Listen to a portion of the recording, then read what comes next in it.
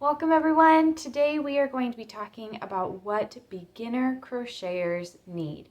So if you have been really wanting to get into crochet but you just don't know where to start, today I'm actually taking you into my little crochet corner, which is, if you can see, my couch is right here. It's right in between my wall with my window and where my couch is. I call it my crochet corner. It has all of my supplies and everything that I need for crocheting. But I'm going to take you through what you need as a beginner crocheter, because obviously, even though I have a lot more things, that's not what I started with. So I'm going to take you through the absolute basics and talk you through what could be the best places to start and what where are ways that you can grow. So go ahead and sit tight, grab a cup of tea or whatever, and let's go ahead and get started. So what we're going to start with today is I'm actually going to start with yarn. Now, if you've watched my last week's episode where I talked about just some terms and phrases that you need to know as a crocheter, which we'll link down below, you know that you don't need yarn to actually crochet.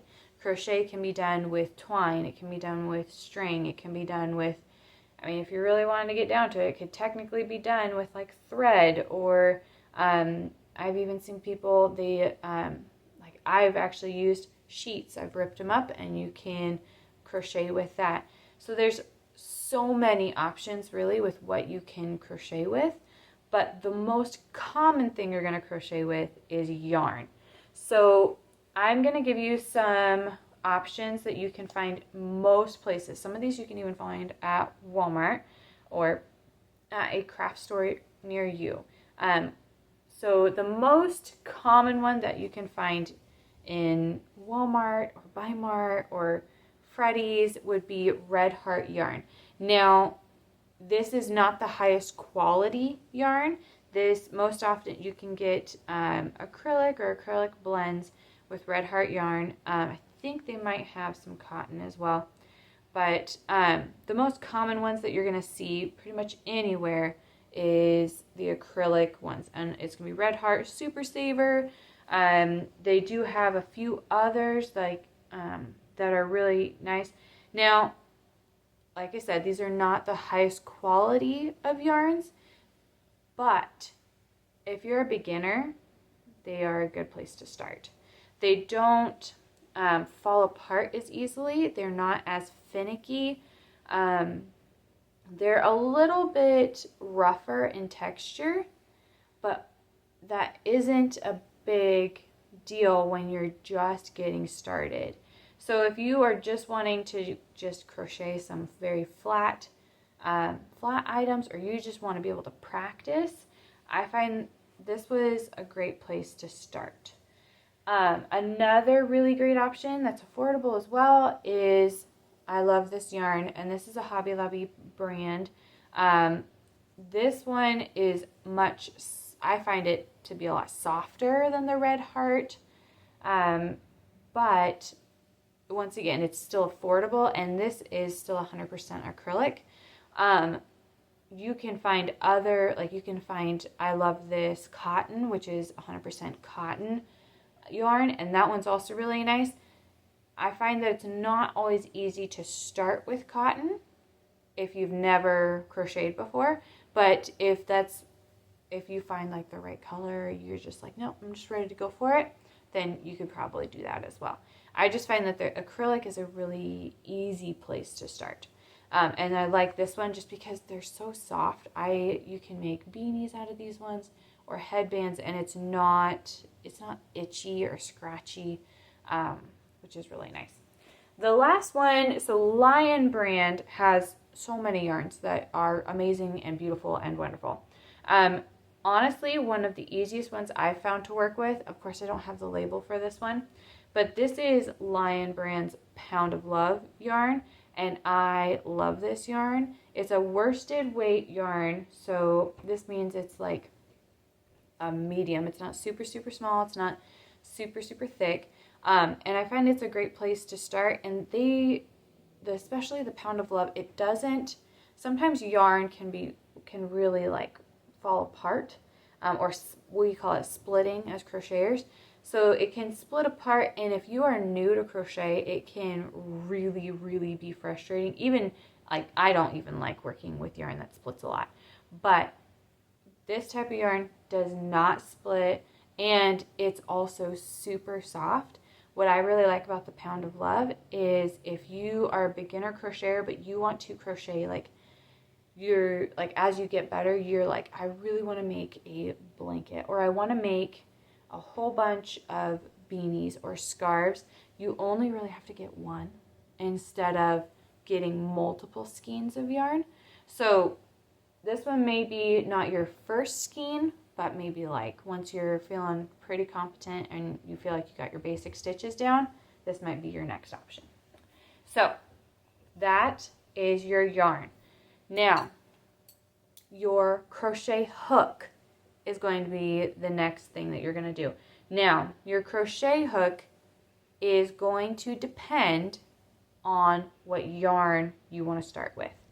So, for example, my mother-in-law loves to work with thicker yarn, so she actually works with, let me see if I can find some. She works with some size 6 or super bulky yarn, so it's a lot thicker. So because of that, because she uses the thicker yarn, she's going to use a bigger hook.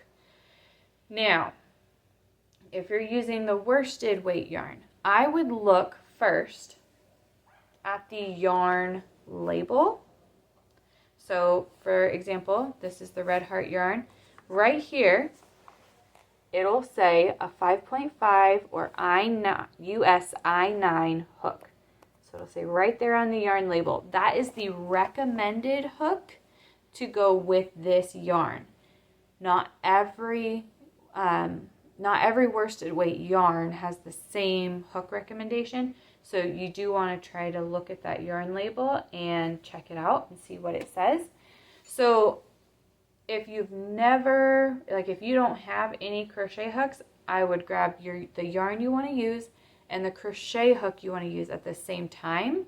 So that way you can kind of match them. Like this is my I9 5.5 millimeter hook. I would use that for this because that's what it recommends. As a beginner, that's what I would use.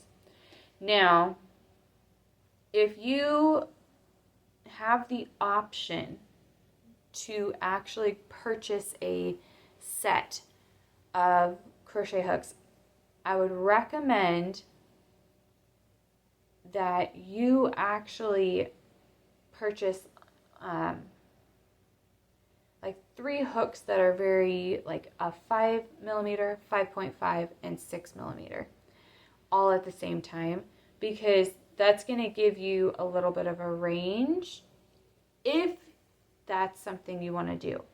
Now, if you have, if you just have like very sensitive wrists, or if you just want to make sure you're super comfortable with your hook, then I recommend only getting one at a time, one to match whatever skein of yarn you get.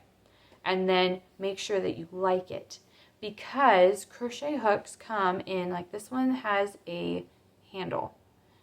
This one does not. This one's all one piece. So, and this one's aluminum. This one has aluminum and that's plastic. You have some hooks that are all plastic. You even have wood hooks. All of these are options, but you have to find what your hand and wrists, like what works best for you. Like I've used these for forever, and how I hold my crochet hook, it works just fine. I know a lot of people, these aluminum hooks, they don't work worth beans for them because it really hurts their wrist. So as you're starting, if you want to go and get like a set of maybe 3, go for it. But I wouldn't recommend really going more than 3 at a time, just because if you don't like those hooks, you now have 3 hooks that you're not going to use. So that's my suggestion. Do with it what you will. Now, as a beginner crocheter, really the basics are hooks, yarn. That's what you need. However, or those are the things that we think about the most and that we use the most. However, there are a couple of other things that are very important, but you don't think about them until you need them. So one of those things would be a good pair of scissors. Now these are just very standard Craft Smart yarn scissors. There's nothing crazy. They're just very sharp and they're nice for cutting yarn to make sure it's like a nice clean edge.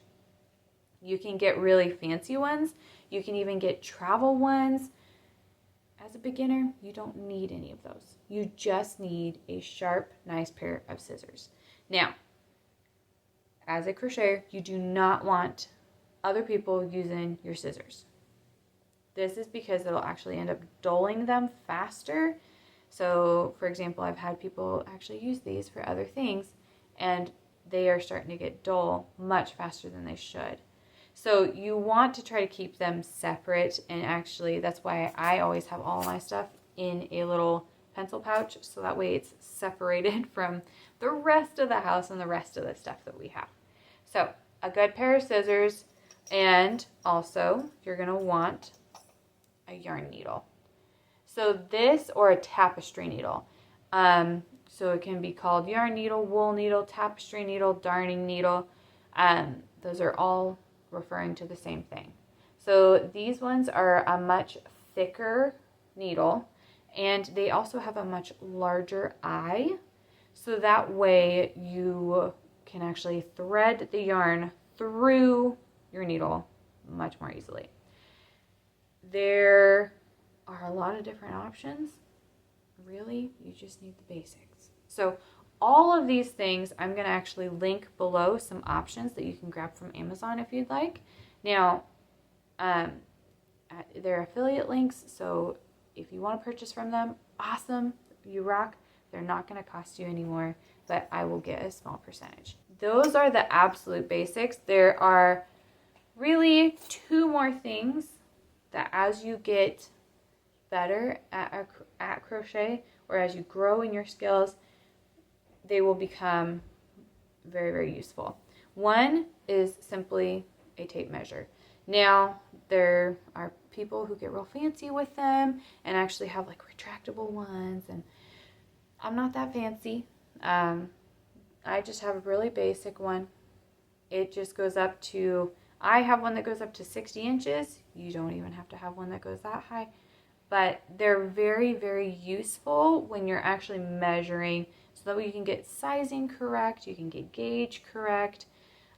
You can just check and make sure that something is as big as you actually want it to be. Yeah, so obviously, this is a really good tool to have. The last thing are stitch markers. Now, stitch markers are going to be helpful for you as a beginner as you are growing your skills. So as I've been teaching other people, I will recommend that they put a stitch marker in the first and the last stitch of their rows, so if they're having a hard time making sure they're getting all of them. So that can be a really good use for these. They just mark your stitches. So you don't have to get anything special. I just have ones that I think I got them from Michael's or Joann's a very, very long time ago. The only thing is making sure you don't lose them, because they are easy to lose. But that's why I like the little packet that I have. You can get ones that have like little, they have like little containers that come with them, which is awesome as well, but not necessary. You can get really, really fancy ones, which are so much fun, but they're not necessary. All you need are the very basics to get started. So I hope that helps you get started in your journey of becoming a crocheter. If you have any other questions, or if you want to know more about a specific tool and whether it's needed, or if you think that there are other things that I missed that you're like, oh my gosh, this was a lifesaver as a crocheter, comment down below. I would love to hear from you. And thanks for watching. Hope to see you guys back soon. If you have not already liked and subscribed to the channel, please do so now, and I hope to see you back.